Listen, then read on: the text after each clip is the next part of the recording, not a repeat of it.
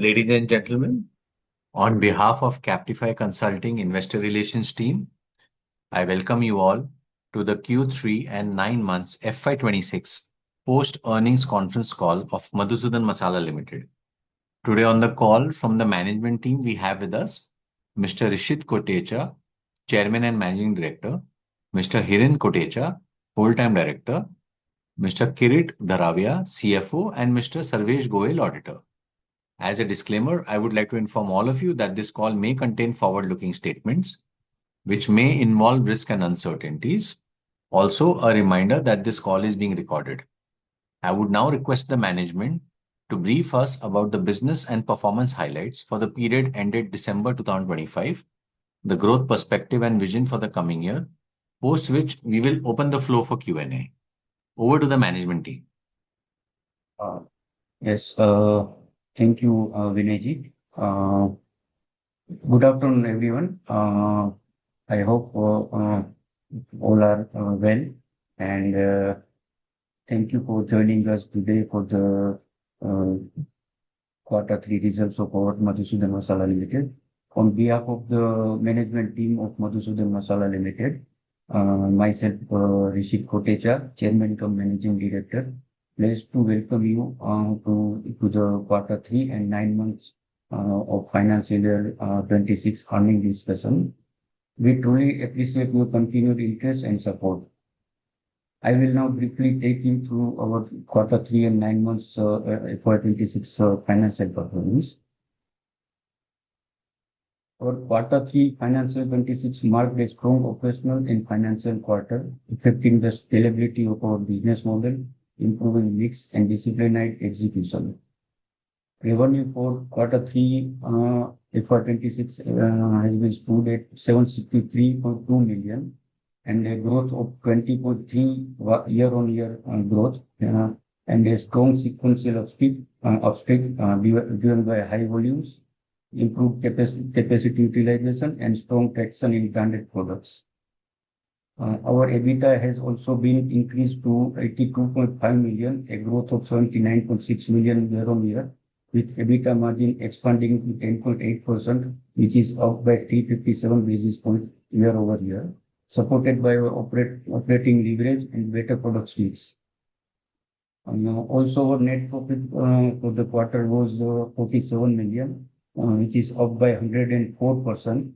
Which is almost double year-on-year, with net margin improving to 6.2%, which reflecting our improved profitability across the value chain.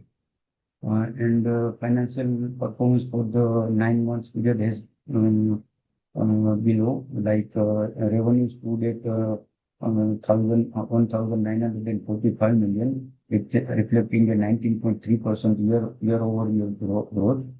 While EBITDA rose to 222 million, a growth of 40% year-over-year, with a margin improving to 11.5%, while net profit increased to 123 million, which is also up by 40% year-over-year, demonstrating a strong earning momentum. Operational and business highlights. During the Q3 of financial year 26, our capacity utilization has been reached to 98% from our Jamnagar unit, and at Rajkot unit we have utilized 100% of our capacity, underscoring the strong demand in operational efficiency. We continue to strengthen our brand portfolio, with branded product continuing more than 70% of total revenue in 9 months FY26 and non-branded stood at 30%. While total sales volume during the 9 months FY26 stood at 16,983 metric ton, with 1,187 metric ton from branded products, and we sold 106 million packets, reflecting a good retail penetration. Our distribution footprints expanded meaningfully, with presence across 7+ states, over 42,500 retail outlets, 6,400 plus wholesalers, and 358 plus distributors as of December 25. Strategic progress. as we continued investment and towards our continued investment in capacity expansion, including capacity addition during the quarter three, and progress on our greenfield expansion project in Jamnagar-Rajkot Highway, which will add 6,000 metric ton in phase one, positioning us for the future growth. In quarter three, financial year 26, we added at 1,200 metric ton of manufacturing capacity at our Jamnagar facility through a brownfield expansion. Overall, quarter three and 9 months financial year 23-6 has reflecting a strong execution, margin expansion, and steady progress on our strategic priorities. As we move forward, our focus remains on scaling the branded sales, expanding our pan-India distribution, enhancing capacity and operational efficiency, delivering consistent and profitable growth.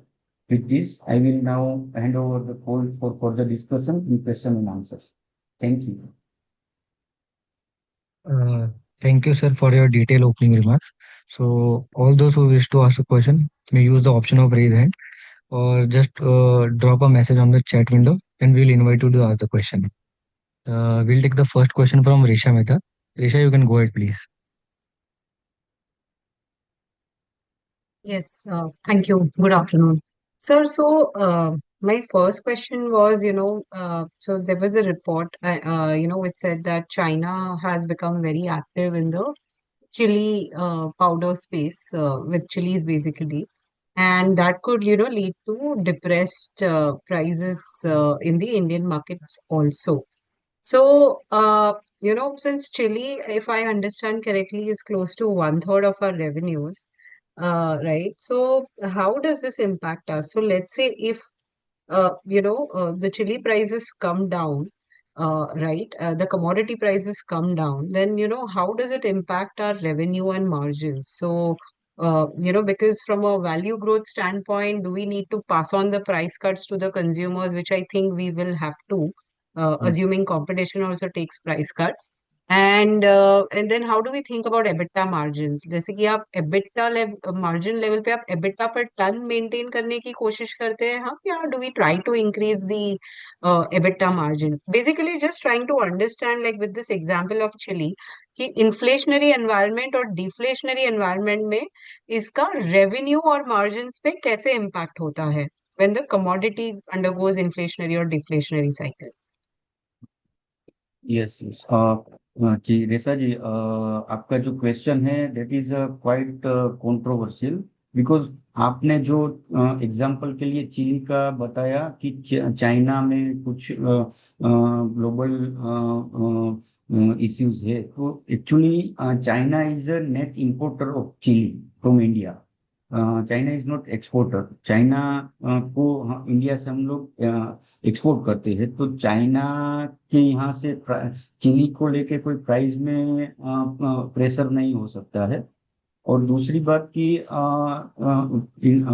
अभी जो current season चल रही है chilli हो turmeric हो या coriander मतलब हमारे जितने भी कोर प्रोडक्ट्स है स्पाइसेस में सीटीसी के लिए वो सारी कमोडिटी के प्राइसेस अभी टॉप पे चल रहे हैं और डिमांड इतनी ज्यादा है और सामने जो प्रोडक्शन है जो भी फार्मर्स के यहाँ से जो सीजन में मटेरियल आ रहा था और जो अभी आ रहा है वो क्वालिटी भी काफी वेरी कर रही है तो प्राइसेस इन लास्ट 3 महीने में काफी बढ़ गए हैं ऑलमोस्ट आप समझो कि चिली में पर केजी 100 रुपीज से ज्यादा का इंक्रीमेंट हुआ है वही टर्मरिक में 25 से 35 रुपए तक का इंक्रीमेंट हुआ है कोरिएंडर में भी 25 से 30 रुपए तक का इंक्रीमेंट हुआ है तो ये जो स्पाइसेस प्रोडक्ट है ये पूरा इंडिया की प्रोडक्शन पे ही ड्रिवन रहती है नहीं कि कोई बाहर की कंट्री से इसको इंपोर्ट करके हम प्राइस में कहीं ना कहीं इसको सेटल कर सकते हैं तो इस साल का जो हमारा प्राइस के ऊपर जो प्रेडिक्शन था at the time of procurement हमारी जब Q1 की मीटिंग थी उस समय भी जब हमने स्टॉक काफी बड़ी अमाउंट में हमारा इन्वेंट्री काफी बड़ी अमाउंट में थी, तो सभी लोग वही पूछ रहे थे कि इतना बड़ा स्टॉक क्यों किया है। तो उस समय भी हमारे पास कुछ ना कुछ ऐसे प्रोजेक्शन थे कि इस साल जो प्राइस है वो सीजन के बाद काफी अपर साइड ही रहेंगे। तो हमने उसी तरह से हमारा इन्वेंट्री को मेंटेन करके रखा था। तो जैसे ही हम इन्वेंट्री सीजन में 50 से 60% ले लेते हैं, तो उसके बाद अगर प्राइस ज्यादा डाउन होता है तो हम वो इन्वेंट्री को वैसे के वैसे रहने देते हैं। और जो करंट मार्केट प्राइस पे जो रॉ मटेरियल अवेलेबल रहता है उसी को हम प्रोक्योर करके उसको प्रोसेस करके सेल करते हैं। और सेम अगर एक लिमिट से ज्यादा प्राइस बढ़ जाता है तो भी हम मार्केट से प्रोक्योर करना शुरू कर देते हैं कि भाई अगर ये प्राइस अक्टूबर में जो प्राइस था, अगर वो नवंबर में भी अब रहने की हमें मिलती है जानकारी, तो हम उसको अक्टूबर में भी प्रोक्योर करना करना का ही रखते हैं। तो उसी को ही हम फिर सेल करते हैं प्रोसेस करके। तो इसी इस तरह से हमारा जो एबिटा मार्जिन है, कहीं ना कहीं हम लोग थ्रू आउट द ईयर एक ऑप्टिमम लेवल पे हम सेट करके रख पाते हैं। जो हम हमारा मतलब कैटेगरी वाइज जो एबिटा मार्जिन जो है वो उसको हम कहीं ना कहीं इस तरह से हम सस्टेन कर पाते हैं। नहीं सर, मैं जो ठीक है, I I take your point कि चाइना वाला fine they are net importer, तो उसका, but I am not talking, चलिए, I mean I am not, I don't want to talk specifically about Chile का एग्जांपल, कोई भी एक कमोडिटी हो, राइट? अगर हम्म, बिकॉज सी एक दूसरी कंपनी भी मेन बोर्ड पे लिस्ट हुई है, राइट, ओरकला इंडिया।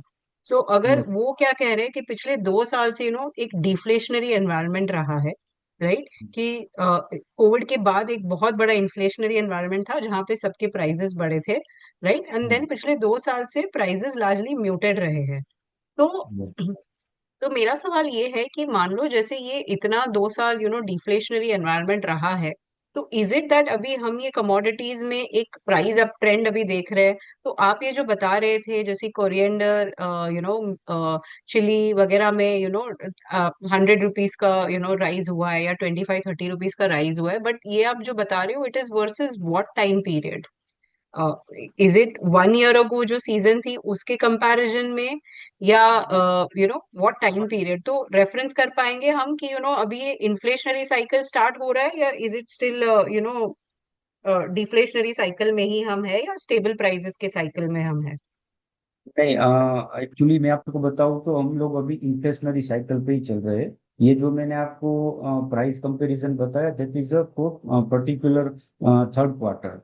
जो कंपैरिजन के लिए मैंने आपको प्राइस हाइक बताया, वो जो क्वार्टर टू के एंड में जो प्राइस था और क्वार्टर 3 के एंड में जो प्राइस है उसका मैंने आपको प्राइस डिफरेंस बताया।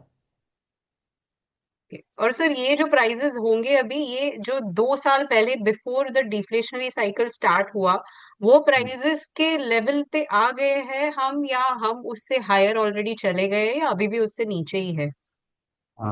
जी, इसके लिए आपको मतलब हिस्टोरिकल प्राइस और ज्यादा फ्यूचरिस्टिक प्राइस के लिए हिरेन भाई is a better person to give your answers.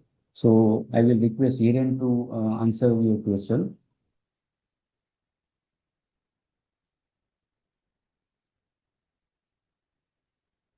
Hello. Hello. Hello. आ रही है आवाज मेरी? अरे ये आवाज मेरी। ऋषित जी, आपको म्यूट करना पड़ेगा। एको हो रहा है। या Hiren ji, please go ahead. Yes, आ रही है आवाज। हाँ जी। हाँ जी madam. Hello. Yes yes sir. हाँ जी, ये आप जो पूछ रहे हैं ना कि 2 साल पहले जो रेट हुआ, अभी 2 साल के कंपेयर में हम चलेंगे तो चिली का ऑलमोस्ट प्राइस सेम हो गया है। जो कोविड के बाद बाजार अप गया था ना, उसके लेवल में सही है। हल्दी भी अभी सही है। जो 2 साल, अभी पिछले 2 साल का हम बात करें ना, तो बाजार बहुत डाउन गया था। कंपैरिजन में क्या है कि क्रॉप भी अच्छा आया था हार्वेस्टिंग के हिसाब से। और अभी इस साल क्या है कि मिर्ची का, धनिया का क्रॉप कम है, हल्दी में भी क्रॉप कम है, तो इस वजह से ये पिछले ये नई सीजन जो शुरू हो रही है उस हिसाब से रेट अप हो रहे हैं अभी तक। ओके। एंड सर नॉर्मली हम करते क्या है, मतलब from a pricing stand point, ये मेरा लास्ट क्वेश्चन है सर, कि अगर मान लो जैसे ये 2 साल हमने जो डिफ्लेशन वाला साइकिल देखा कि कोविड के बाद जो एकदम प्राइसेस बढ़े थे फिर कम हो गए, तो हम भी हम्म, क्या करते हैं हमारे प्राइसेस में कि हमें भी प्राइस कट लेना पड़ता है, और इस वजह से जो रेवेन्यू ग्रोथ आया वो पिछले 2 साल में वो लार्जली वॉल्यूम ग्रोथ ही था, या हम्म। कुछ मिक्स लेड ग्रोथ भी था? नहीं, ये रेट के हिसाब से आप बोल रहे हो उस हिसाब से सही है, लेकिन वॉल्यूम क्या, हमारा मार्केट डेवलप कर रहे हैं हम। एरिया भी हमने कवर किया है, नए नए महाराष्ट्र किया, वो किया, तो उस हिसाब से भी हमारा थोड़ा मार्केट बड़ा है। और रेट के हिसाब से 100% हमारा टर्नओवर कम होता है, लेकिन क्या होता है कि हम मार्जिन सेट करने के लिए जो सर ने बताया कि हम 50% के करीब तो प्रोक्यूरमेंट लेके चलते हैं, फिर बाजार बढ़ता है तो भी हम उसमें 50% के हिसाब से सेटल करते हैं, या डाउन होता है तो भी हम कर सकते हैं। उस हिसाब से हमारा प्लानिंग चलता रहता है। अंडरस्टूड। तो बेसिकली अगर डिफ्लेशनरी एनवायरनमेंट है तो हमें भी वो प्राइस घटाना पड़ेगा, राइट, एंड हाँ, कंज्यूमर को? हाँ, हाँ, मार्केट के रेट से चलना पड़ता है। कंज्यूमर रेट डाउन हो जाता है, मतलब। सर तो मार्जिन जब हम मेंटेन करते हैं उसमें फिर हम एबिटा पर टन मेंटेन करने की ट्राई करते हैं, या हम परसेंटेज मार्जिन लाने में ज्यादा फोकस रखते हैं? सर बिकॉज ये क्या हो गया ना, it's like a commodity business, right, कि अगर ये हल्दी वगैरह का प्राइस कम हुआ तो हमें कस्टमर को पास ऑन करना है, तो उस टाइम पे हम मार्जिन कैसे मेंटेन करते हैं? ये हमारा प्रोक्योरमेंट के ऊपर हो जाता है, हमारा मेंटेन मार्जिन। क्योंकि हमें क्या है कि प्लानिंग हम अभी ये नए साल की प्लानिंग अभी से हमने शुरू कर दी है। तो क्या होता है कि हमें मालूम रहता है कि आगे क्रॉप कैसा आएगा, उसका एक प्राइस का लेवल क्या रहेगा, ऊपर में क्या कहाँ तक जा सकता है, डाउन कहाँ जा सकता है। तो इस हिसाब से हम स्टॉक करते हैं ना। तो हम बेसिकली क्या, ये मार्जिन सेट करने के लिए हम रेगुलर या अभी देखो ना, तो रिसेंटली हमने चिल्ली पाउडर में रेट अप किया है परसों ही।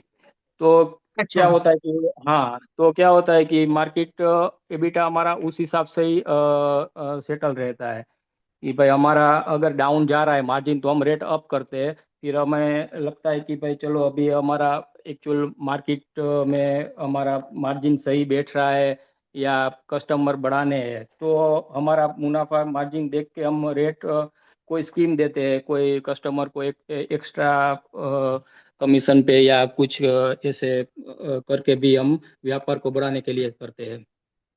सर लास्टली जैसे आपने बताया कि चिली में प्राइसेस बढ़ाए हैं, तो हल्दी या धनिया में भी हमने प्राइस हाइक लिया है? हाँ, किया है, किया है। अभी अब हल्दी में हमने ये कम से कम 25-30 रुपए पर केजी अप किया है। धनिया में भी 20 रुपए, 15-20 रुपए करीब अप किया है। और चिली में तो ऑलमोस्ट 60-70 रुपए के आसपास अप हुआ है। Okay. All right. Thank you so much. Okay, thank you. Thank you, ma'am. We'll take the next question from chat. This question is asked by Rehan Sayed. His question is: Management has reported that Unit 1 and Unit 2 are operating at 98% and 100% capacity utilization respectively. With the 6,000 metric ton Phase 1 greenfield expansion currently under construction in Jamnagar, what is the specific targeted commissioning date, and how does the company plan to service the projected 30% CAGR demand in interim period before this new capacity comes online? Yes, yes. Our both the units are operating at 100% utilization. You can say that Jamnagar and Rajkot both are at 100% utilization. In our new greenfield project, which is commencing at Jamnagar Rajkot Highway, which will be operational by end of this September 26. Hopefully, we will start our commercial production from that unit from October 26. Sir Okay, उनका and question है, in the Huh? Meanwhile आप 30% growth कैसे achieve करेंगे? तो हाँ, ये कुछ तो इशू हो रहा है, बस गिर नहीं जाए मेरे ऊपर। हम 30% हमारा जो CAGR का हम जो प्रोजेक्शन लेके चल रहे हैं अप टू 2023 2030, तो उसके लिए हम मेजोरिटी हमारा जो डिपेंडेंसी है वो जियोग्राफिकल एक्सपांशन के ऊपर ही हम फोकस करते हैं, क्योंकि ऑर्गेनिकली जो हम एग्जिस्टिंग हमारे जितने भी रीजन्स है वहाँ से हमें ऑर्गेनिकली 10 से 12% का एक ग्रोथ मिल जाता है। और उससे ज़्यादा का जो मेरा ग्रोथ लेना है उसके लिए हम वर्टिकल हॉरिजॉन्टल वर्टिकल एक्सपांशन के ऊपर ही फोकस रखते हैं। जैसे अभी हमारे पास नॉर्थ के काफ़ी सारे स्टेट्स में डिस्ट्रीब्यूटर्स डीलर डिस्ट्रीब्यूटर्स बने हुए हैं, तो वहाँ पर हम फोकस कर रहे हैं और वहाँ पर हमारा जितने भी डीप पेनिट्रेट कर पा रहे हैं उतने डिस्ट्रीब्यूटर्स हम एग्जीक्यूट कर रहे हैं। अभी हमने यूपी को टारगेट में नहीं लिया है, सिर्फ एक दो रीजन में ही यूपी के जा रहा है, जैसे मथुरा बेल्ट हो गया। तो बाकी के काफ़ी सारे रीजन है जो अभी हमारी रीच के बाहर है, तो वहाँ पर ये क्वार्टर में हमारा डिस्ट्रीब्यूटर नेटवर्क बनना शुरू हो जाएगा, तो वहाँ से भी ग्रोथ आने लगेगा। तो इस तरह से जो 2030 तक का हमने 30% के CAGR का ग्रोथ प्लान किया है, वो मेजोरिटी हम हमारा रीजनल प्रेजेंस बढ़ा के ही अचीव करेंगे उसको। Okay, sir. And he has asked another question like following the 100% acquisition of Vitagreen products and the onboarding of the 77 Green brand, how much of the current distribution network is now fully integrated? And furthermore, as you aim for 1% total market share in Indian spices industry, is the current 30% CAGR guidance purely organic, or does management intend to pursue further bolt-on acquisition to gain immediate access to new regional distribution silos? See, as of now, we are searching for a good, मतलब जैसे हमने विटाग्रीन को एक बार किया, वैसे कोई अगर opportunity मिलती है तो we are open for that. लेकिन वो हमारा एक एड ऑन रहेगा। 30% के जो CAGR है उसमें कोई प्लान नहीं है कि हमें कोई ऐसी अच्छी कंपनी मिलेगी तो ही हमारा ये एक्सपेंशन जो है वो कंटिन्यू रहेगा। अगर हमें कोई अच्छी अपॉर्चुनिटी मिलती है तो that will be add on to the 30% of CAGR। और उसके लिए जो हमारा प्लान मैंने ऑलरेडी आपको शेयर किया वही रहेगा। और जितने भी विटाग्रीन के हमारे डिस्ट्रीब्यूटर्स थे उसमें से हमने ऑलमोस्ट 70% से ज़्यादा डिस्ट्रीब्यूटर को रिवोक करके उसके साथ काम शुरू कर दिया है। तो आज हमारे पास समझो कि 360 से ज़्यादा डिस्ट्रीब्यूटर्स है under umbrella of Madhusudan group. मतलब मधुसूदन और विटाग्रीन दोनों मिला के 360 से ज़्यादा डिस्ट्रीब्यूटर्स है। और ये डिस्ट्रीब्यूटर के अंडर में करीबन 42,000 से ऊपर रिटेल ग्रोसरी स्टोर्स जो है वहाँ पर हमारी प्रोडक्ट सप्लाई होती है। Okay, sir. We'll take the next question from Amit Agija. Amit, you can go ahead, please. Good afternoon, sir. Am I audible? Yes. Yeah, thank you for the opportunity and sir, congratulations for good set of numbers. Sir, मेरे सवाल first was like connected to branding. Like branding में आपका कितना expense का आप करते हैं? Like what is the budget towards like social and digital media? And second question was connected to the hiring. Like आपने कुछ new hirings अगर कुछ की हैं तो like कौन सी टाइप की कंपनीज में से आ रहे हैं? वो hiring specifically marketing के हैं, branding के हैं, like sales distribution बढ़ाने के हैं, किस टाइप के हैं? एग्जैक्टली। फर्स्ट ऑफ ऑल आपका जो हायरिंग रिलेटेड क्वेश्चन है उसको मैं पहले आंसर करूंगा। बिकॉज अभी रिसेंटली हमने नॉर्थ की टीम काफ़ी अच्छी कंपनी से हायर की हुई है। तो पंजाब के लिए अभी हमने एक टीम हायर की है विच वो टीम जो थी वो पहले गोल्डी मसाले और उससे पहले एवरेस्ट मसाले के साथ काम कर रही थी। तो इसमें क्या गोल्डी होता मसाला and sir, which company? before that they were worked with Everest Masala. Everest, okay. Yes. So अभी वो हमारे साथ जुड़े हुए हैं।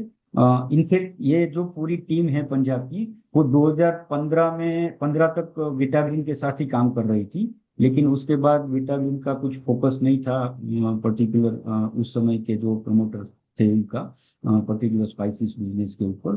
तो वो टीम छोड़ के चली गई थी और फिर उसी सेम टीम को हमने वापस से हमारे में ऑनबोर्ड किया और अभी पंजाब में काफ़ी अच्छा वो परफॉर्मेंस कर रही है।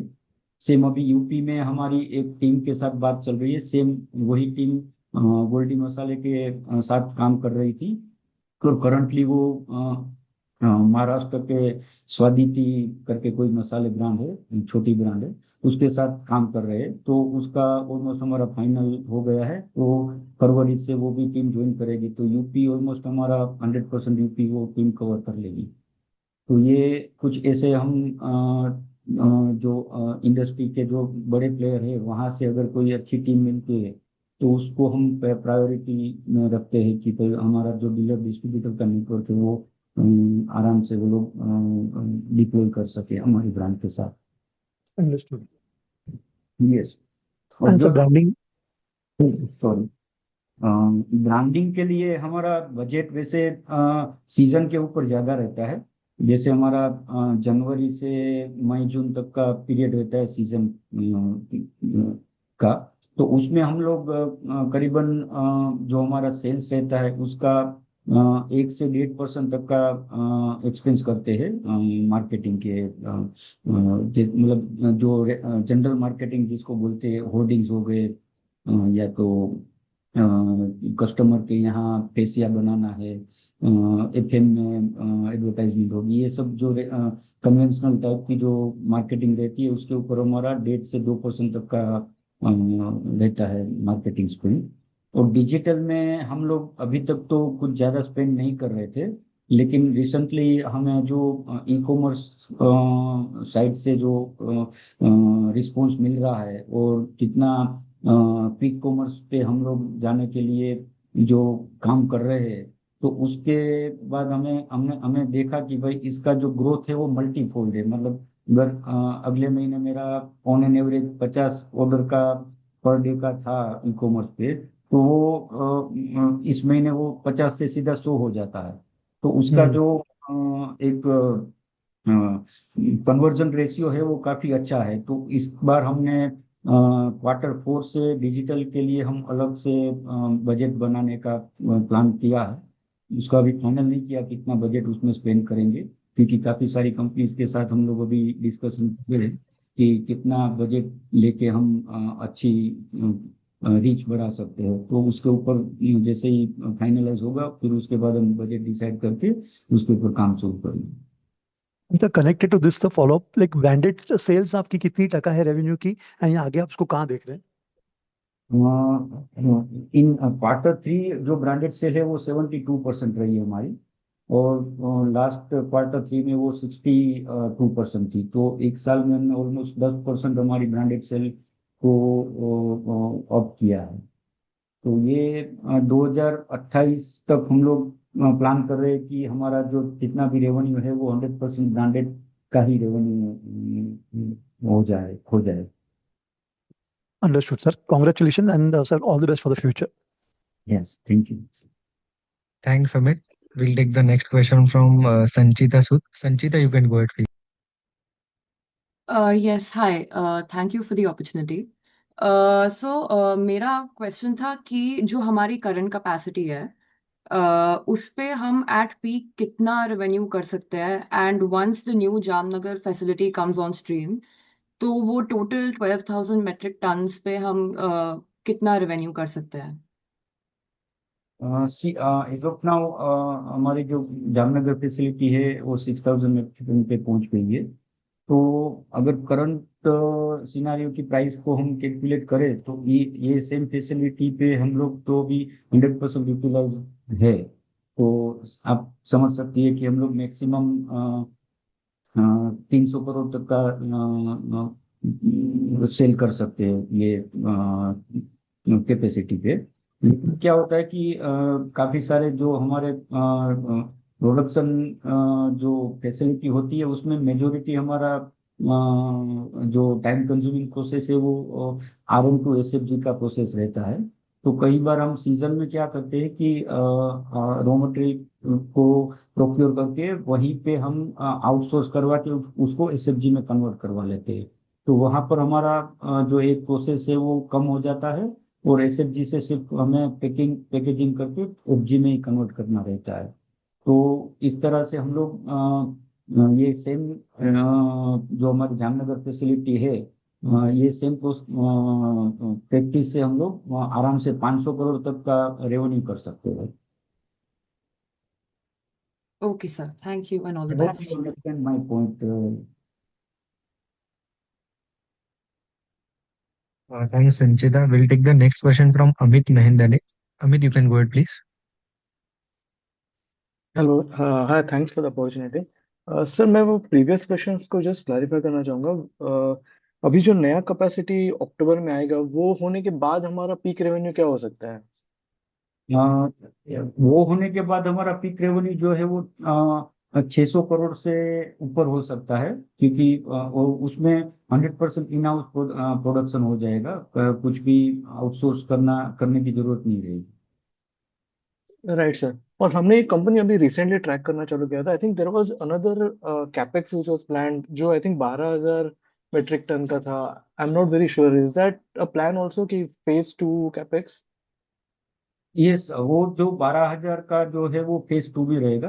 फेज 1 में अभी हम 6,000 मेट्रिक टन के प्रोडक्शन प्लांट से शुरू कर रहे हैं। और ये पूरा जो है वो मिक्स जो ब्लेंडेड स्पाइसेस है उसके लिए रहेगा। और जो सेकंड फेज आएगा वो सीटीसी और अदर ग्रोसरी प्रोडक्ट्स के लिए आएगा। तो वो 12,000 से 18,000 के बीच का कैपेसिटी रहेगा सेकंड फेज में। ओके सर, तो क्लैरिफाई करता हूँ कि सो फेज 1 अभी अक्टूबर में आ रहा है और फेज 2 कभी आएगा? फेज 2 हम हमारा ये जब फेज 1 ऑपरेशनल हो जाएगा कमर्शियल प्रोडक्शन, उसके कुछ समय बाद हम शुरू करेंगे उसका जो राइट सर। और फिर उसके लिए हमको कोई कैपिटल रेज करना होगा, any fund raising plan for that, equity capital?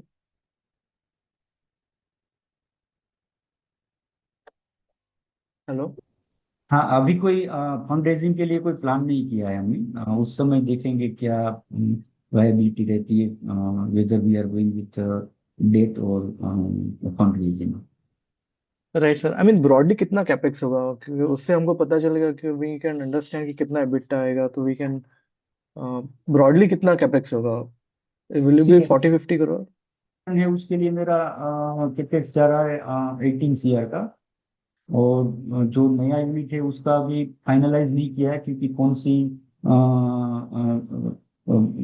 Machinery हम ले रहे हैं, कि कितना एडवांसमेंट में जा रहे हैं, कितना ऑटोमेशन में जा रहे हैं, उसके बाद वो फाइनलाइज होगा। लेकिन ये 6,000 जो मेट्रिक टन का जो फाइनल हो गया उसका मेरा कैपेक्स लगेगा 18 करोड़ का। वो तो सर हमने ऑलरेडी स्पेंड कर दिया ना, and उसका तो कैपिटल है हमारे पास, वो स्पेंड कर दिया हमने, राइट? हाँ, yes yes. Okay sir. And finally on the distribution side और द मार्केटिंग साइड, जो जैसे पहले भी पार्टिसिपेंट ने पूछा था कि वो अगर ग्रोथ रेट हमको 25-30% रखना है, तो वो रीजनल डिस्ट्रीब्यूशन यानी जो हम नया रीजन्स में जा रहे हैं वो कैसे, उसका थोड़ा आप कोई और ग्रैन्युलरिटी मोर डिटेल्स दे सकते हैं क्या, कि हम कितना डिस्ट्रीब्यूशन नेटवर्क बढ़ा, अभी कितना है वो हम कितना बढ़ाएंगे, या जो रिटेल साइड पे जो कंज्यूमर पॉइंट्स है वो करंटली कितने हैं, वो सपोज 27 या 28 में कितने होंगे? Any granularity color on that will be great. Sure. As you see, हमने जो प्रेजेंटेशन दिया है उसमें ऑलरेडी हमने नोट नोट करके ही दिया है कि हम हर क्वार्टर में जितना एडिशन होता है हमारा रिटेल स्टोर, या तो होलसेलर्स हो गए या तो डिस्ट्रीब्यूटर्स हो गए, तो आप ऑन एन एवरेज देखोगे तो हर क्वार्टर में कहीं ना कहीं हम 2,500 से लेके 3,000 के बीच हम ग्रोसरी स्टोर हमारे ऐड होते रहते हैं। वही 25 से 30 जितने मेरे डिस्ट्रीब्यूटर से लेते रहते हैं। तो आप समझो कि हर साल मेरे 10,000 से ज़्यादा रिटेल स्टोर्स ऐड होंगे, और 100 से ऊपर मेरे डिस्ट्रीब्यूटर से ऐड होंगे इसमें। तो ये एक कंसिस्टेंट फिगर से, अगर मुझे टीम का सपोर्ट अच्छा मिल गया और अच्छी टीम मुझे मतलब हमें जैसी चाहिए वैसी टीम अवेलेबल है मेरे पास, तो ये फिगर्स इससे भी ऊपर हो सकते हैं। ये मतलब एक डेढ़ मिनिमम फिगर्स आपको बताया मैंने कि एक साल में हम 10,000 से ज़्यादा रिटेलर्स ऐड करेंगे। तो जैसे अभी मैंने बताया कि मेरी यूपी में एक टीम के साथ बात हो गई है और उसको हम फरवरी से ऑनबोर्ड कर रहे हैं। तो ये क्वार्टर में मेरा हो सकता है कि 2,500 से बढ़कर सीधा 5,000 से ऊपर रिटेल स्टोर्स एड ऑन हो जाएंगे क्वार्टर 4 में। राइट सर, और फिर उसके लिए हमको थोड़ा वर्किंग कैपिटल ये भी बढ़ जाएगा, राइट? बिकॉज इतने अगर हम करेंगे तो प्रोडक्ट शेल्फ पे रखने के लिए हाउ विल, वो आपको क्या लगता है कि कितना वर्किंग कैपिटल पे इम्पैक्ट होगा, वर्किंग कैपिटल डेज पे? इसमें मेरा स्टॉक मतलब इन्वेंट्री के लिए वर्किंग कैपिटल लगेगा। बाकी हम जितना अभी नया मार्केट कवर कर रहे हैं वहां पर हम सुपर स्टॉकिस्ट मॉडल पे ही जा रहे हैं। तो सुपर स्टॉकिस्ट मॉडल में मेरा पेमेंट जो है वो एडवांस पेमेंट होता है। तो वहां पर मेरा कोई कैपेक्स का मतलब फंडिंग की कोई रिक्वायरमेंट नहीं आती है। जो भी रहता है वो मतलब मेरा अगले साल के लिए जो प्रोजेक्शन है मेरा, तो उस हिसाब से मुझे जो इन्वेंट्री स्टोर करना है उसके ऊपर ही मेरा ज्यादातर कैपिटल लगेगा।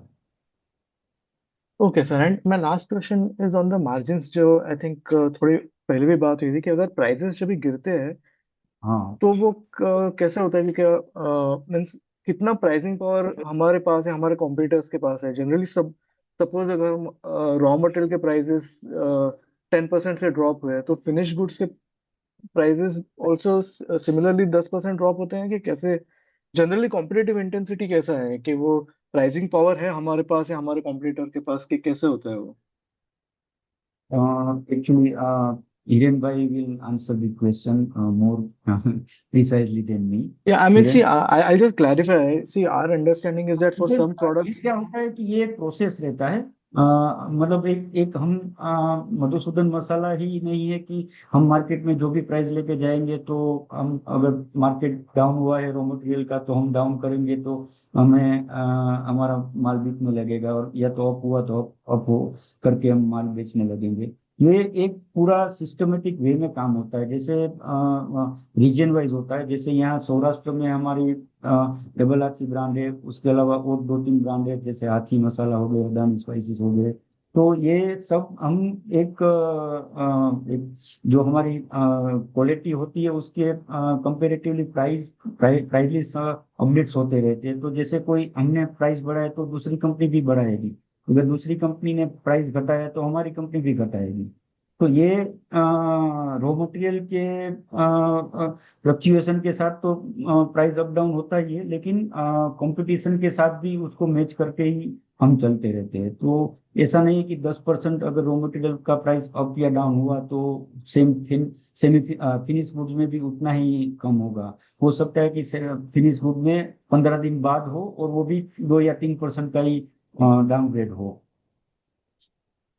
Right sir, thanks. And my last question if I may, जो अभी हम नए रीजन्स में जा रहे हैं वहां पे हम्म। हम डिस्ट्रीब्यूटर्स को या स्टॉकिस्ट को हम थोड़ा कमीशन एक्स्ट्रा देते होंगे, राइट? डिस्ट्रीब्यूशन, तो वो कैसे हो रहा है, और वो थोड़ा मार्जिन में इम्पैक्ट करेगा इन शॉर्ट टर्म 1-2 साल जब भी हमको मार्केट शेयर गेन करना है तभी, और बाद में ठीक हो जाएगा कि अभी ऐसा हम ज्यादा डिस्काउंट्स या बेटर प्राइसिंग नहीं दे रहे हैं? नहीं नहीं, हमारा जो डिस्ट्रीब्यूटर स्ट्रक्चर है वो पेन इंडिया सिमिलर ही है। कोई रीजन वाइज डिस्ट्रीब्यूटर के जो मार्जिन है वो सिमिलर ही रहते हैं, उसमें कोई वेरिएशन नहीं आता है। गुजरात का हो, महाराष्ट्र का हो या नॉर्थ के किसी भी स्टेट का हो, तो उसके लिए डिस्ट्रीब्यूटर मार्जिन सिमिलर ही रहता है। एमआरपी में थोड़ा बहुत वेरिएशन आता है। नॉर्थ के स्टेट में हमें ट्रांसपोर्टेशन की जो कॉस्ट ज्यादा लगती है तो वहां पर मेरा एमआरपी में 2 या 3% का प्राइस अप रहता है compare to Gujarat and Maharashtra. बाकी जो प्राइसिंग स्ट्रक्चर है वो सेम ही रहते हैं, कुछ ज्यादा या कम नहीं रहते। बट सर, वो जो नया डिस्ट्रीब्यूटर है वो हमारा माल अगर बेचने के लिए हमको कुछ इंसेंटिवाइज करना पड़ेगा ना उसको, क्योंकि नहीं तो the same distributor is selling some other product currently maybe. Uh, उसमें क्या है कि हम दो फ्रंट पे हमारी लड़ाई रहती है। एक फ्रंट हमारा रहता है एग्जिस्टिंग वेल नोन प्लेयर, जैसे एमडीएच हो गए, बादशाह, एवरेस्ट, ये सब जो प्लेयर्स है उसके साथ रहता है। दूसरी होती है लड़ाई हमारी अन ऑर्गेनाइज प्लेयर्स, जहां पर मार्जिन ज्यादा रहते हैं और उसकी ब्रांड वैल्यू कुछ नहीं रहती है। तो हमारा दोनों के साथ कंपटीशन रहता है। तो जैसे वेल नोन प्लेयर्स है तो उसके सामने हमारे जो डिस्ट्रीब्यूटर मार्जिन है ऑलरेडी हायर साइड है। तो वहां पर हमें डिस्ट्रीब्यूटर को कन्विंस करने में एक इजी वे मिल जाता है। और जो हमारा प्राइस टू रिटेलर है पीटीआर, वो भी ये वेल एस्टेब्लिश जो ब्रांड है उनके कंपैरिजन में हमारी पीटीआर जो है वो काफी हेल्दी रहती है। तो वो एक हमें लीवरेज मिल जाता है डिस्ट्रीब्यूटर से रिटेलर के यहाँ प्लेसमेंट करने के लिए। और जो अनऑथोराइज जितने भी रहते हैं तो उसको हम हमारी क्वालिटी के सामने बीट करते हैं कि भाई हमारी जो क्वालिटी है वो अनऑथोराइज जो है उनसे काफी अच्छी है। और प्राइसिंग स्ट्रक्चर और डिस्ट्रीब्यूटर स्ट्रक्चर जो है वो कहीं ना कहीं जितने भी अनऑर्गेनाइज प्लेयर है उसके कंपैरिजन में हमारे कमीशन और पीटीआर जो है वो सिमिलर रहते हैं। तो इस तरह से हमें नए रीजन में एंट्री लेना कोई ज्यादा परेशानी नहीं होती है। Okay, sir. Thank you very much for detailed explanation. Thank you. Thanks, Amit. We'll take the next question from Sheikh Mujib Ahmed. Sheikh Mujib, you can go ahead, please.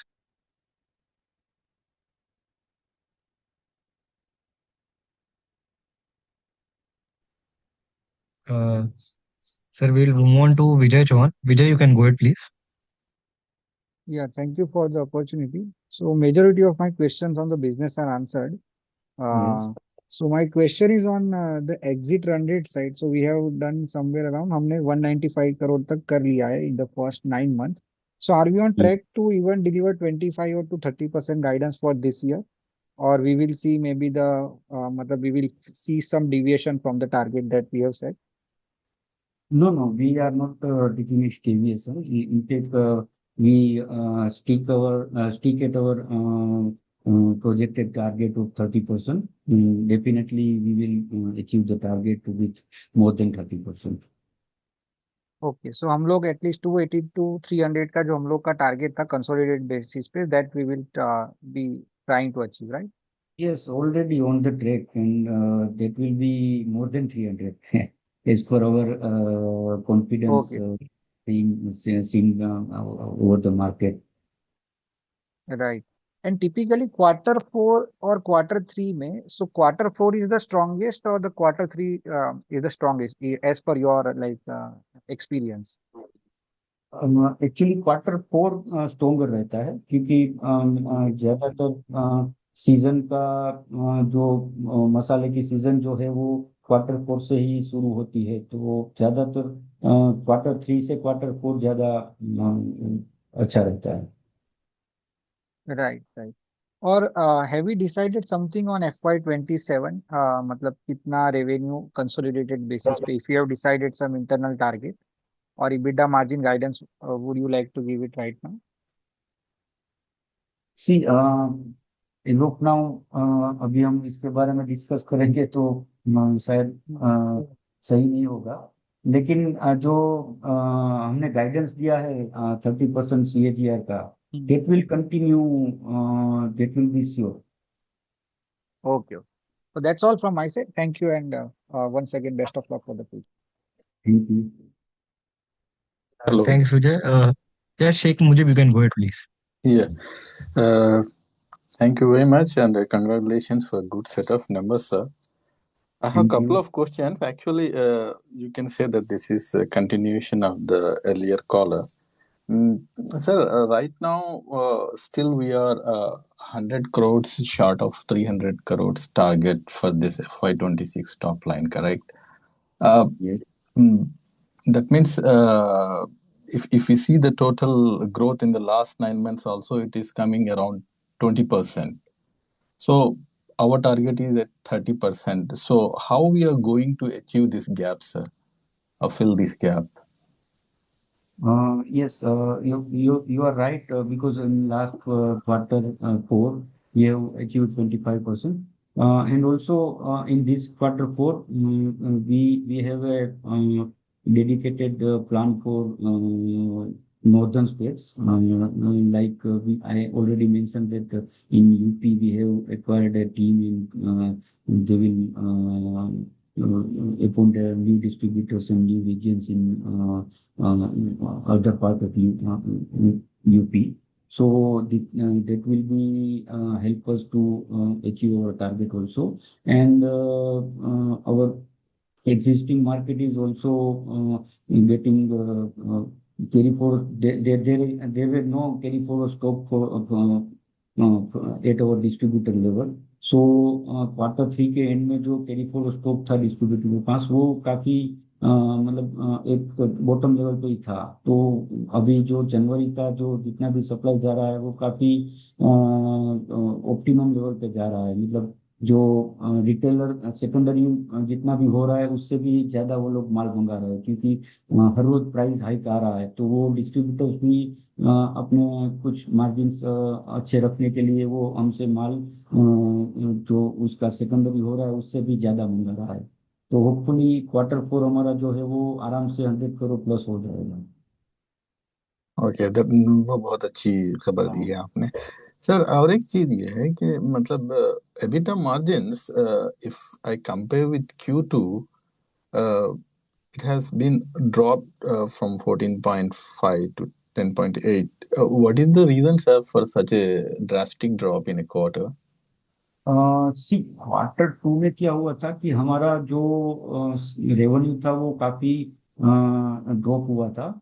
और उस समय जो हमारा Q1 का जो इन्वेंट्री था, तो उस Q2 में हमने कुछ प्रोक्योरमेंट ज्यादा नहीं किया था। तो वहां पर हमारी जो इन्वेंट्री का जो रॉ मटेरियल था उसी से ही हमने प्रोसेस करके उसको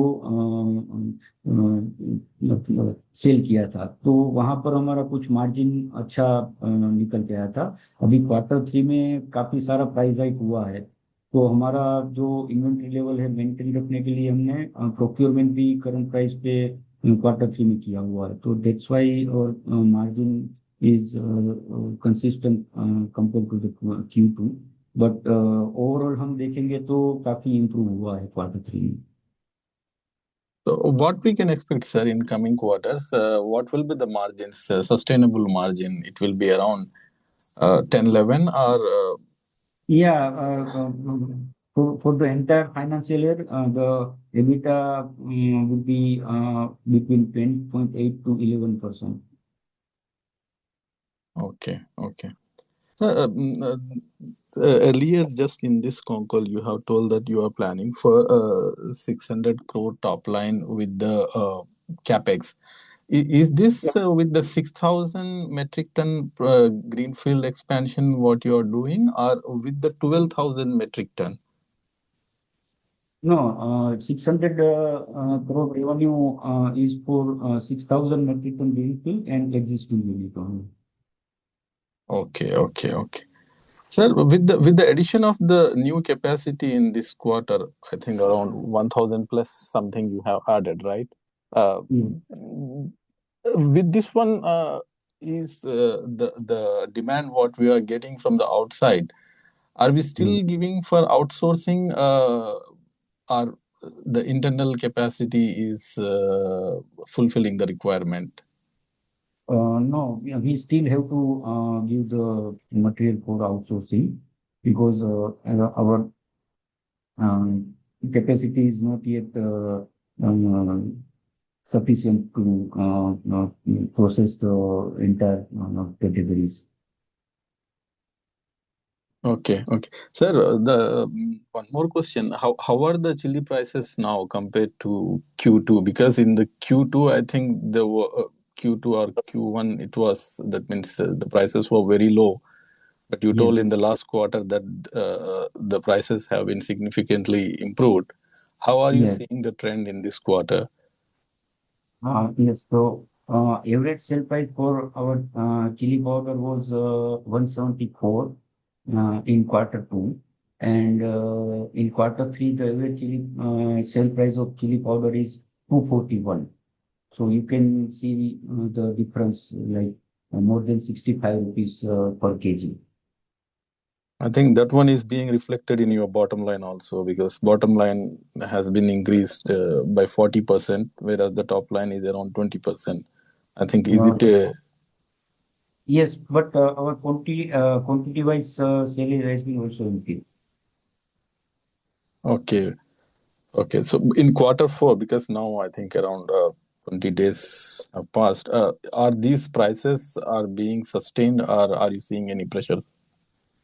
As of now, we are saying that price will be not only sustained, but it will go more higher side for our chili, turmeric, and coriander.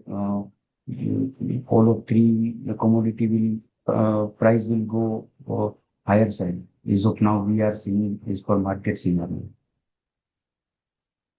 Okay. Sir, can you, at the last, can you just update on the expansion? What kind of works are going in the greenfield expansion, and the machinery and other things have been ordered, or what is the status?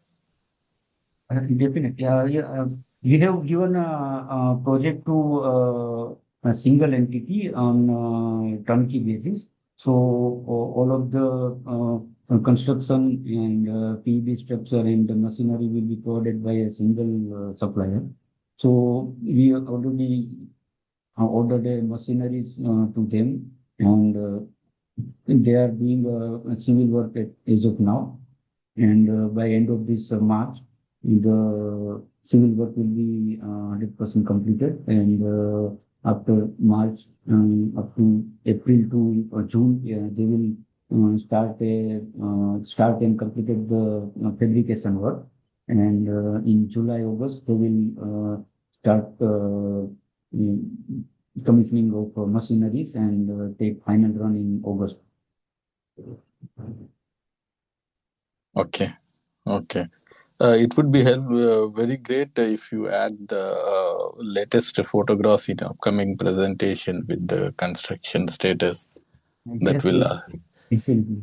I will ask my IR team to share the photograph.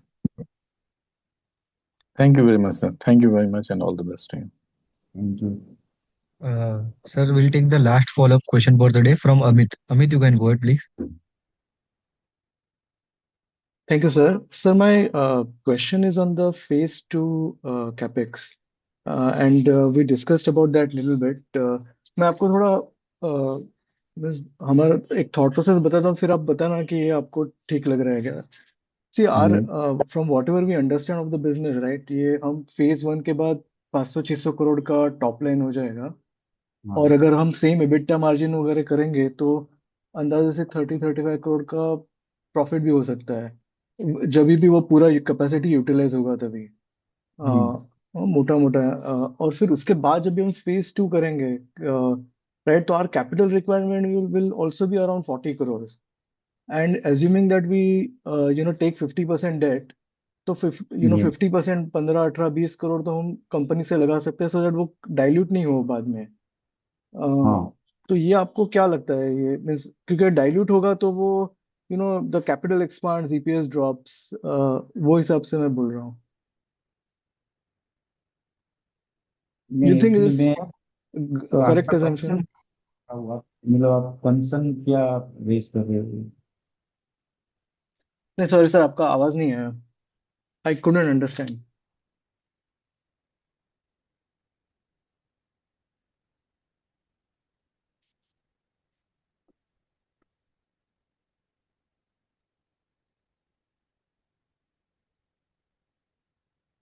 Hello, You are not audible.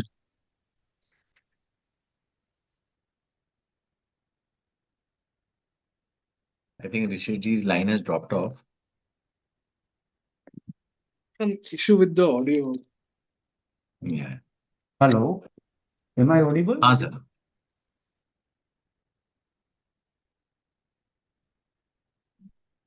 Yeah, sir, please go ahead. Yes, I just asked the concern that I cannot understand the concern what he raised for the capacity expansion. I didn't get the question correctly. Hello, am I audible now? Yes, you are audible. Okay, sir. Should I repeat the question? Yes. Amit, your voice is not getting loudly. Your voice is very slower. I think there's some issue with the audio, but I'll repeat the question. Yes. Is it better now? Yeah, it's better now. You can go ahead. Right sir, मैं ये बोल रहा था कि अभी phase 1 capex के बाद हमारा रेवेन्यू समझो 550-600 करोड़ हो सकता है peak revenue, Yes, and profitability, will also, I mean, assuming that we do same level of EBITDA, we should yes, do, anywhere between 30-35 crore type of profitable, profit after tax. yes. और phase 2 जो 12,000 का expansion है उसके लिए, if we assume the same size of machinery और the type of process और quality, then we Yes. We're assuming that will take about 35-40 crore of capex. और अगर हम फिफ्टी If परसेंट अगर हम 50% डेट लेते हैं तो we will not need to raise any further capital. Yes, अगर 50% डेट पर ले रहे हैं तो कोई जरूरत नहीं रहेगी, क्योंकि वारंट कन्वर्जन भी अभी हमारा पेंडिंग है, प्रमोटर वारंट। तो इसका भी फंड रेज फंड आएगा, तो अगर 50% फंड डेट हम लेते हैं तो जरूरत नहीं रहेगी कोई कैपेक्स की, नए फंड की। राइट सर, और प्रमोटर्स जो वारंट है वो ये प्राइस पे करेंगे सब्सक्राइब? वो जो जब हमने लिया था 181 पे, उसी प्राइस पे करेंगे। Okay sir, okay sir, that's it from my and, thank you very much. Sir, since there are no further questions, would you would like to give any closing comments? Yes,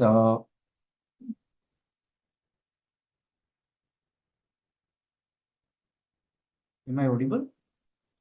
Yes, sir, you can go ahead. Yes, thank you all of investors and well-wishers for taking your good time to connect with us. And I hope in future your support will be available to us. And thank you. Good night. Jai Shri Krishna. Uh, Thank you to the management team for your valuable time, and thank you to all the participants for joining on the call. This brings us to the end of today's conference call. You all may disconnect now. Thank you.